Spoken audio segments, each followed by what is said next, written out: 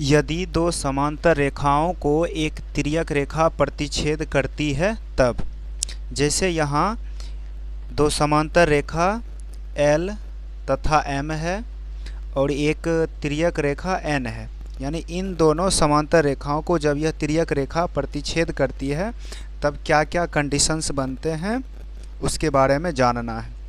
अब ये समांतर रेखा क्या होता है? तो समांतर रेखा वैसी दो रेखाएं होती हैं जो एक दूसरे को कभी नहीं काटती है, उन्हें हम समांतर रेखा कहते हैं। और तिर्यक रेखा क्या होती है कि वैसी रेखा जो दो रेखाओं को भिन्न भिन्न बिंदुओं पर काटे। तो ये सारे गुण यहाँ इन रेखाओं में है।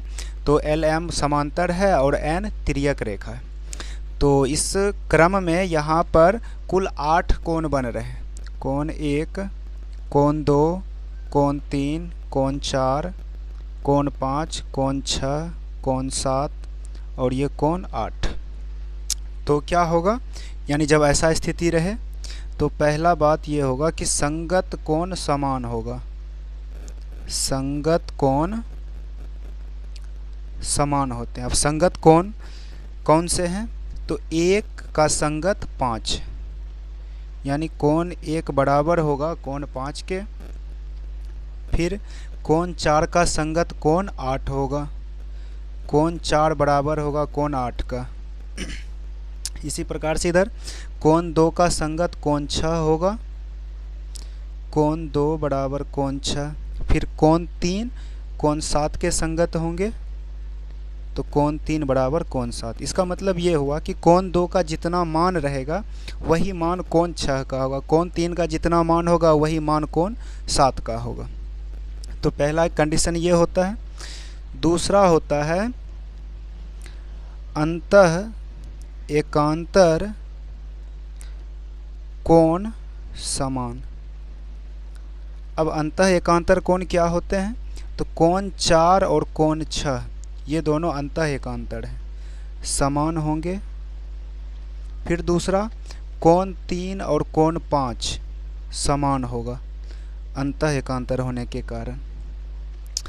तीसरा गुण ये होता है कि बाह्य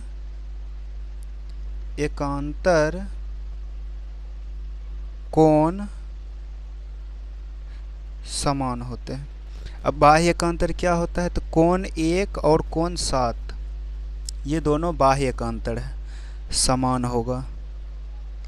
फिर कोण 2 और कोण 8, कोण 2 और कोण 8 बाह्य एकांतर कोण होने के कारण समान होगा।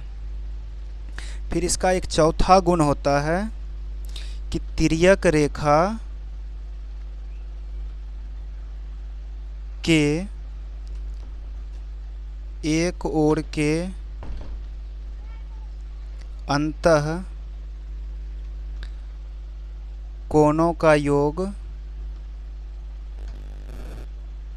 180 डिग्री होता है।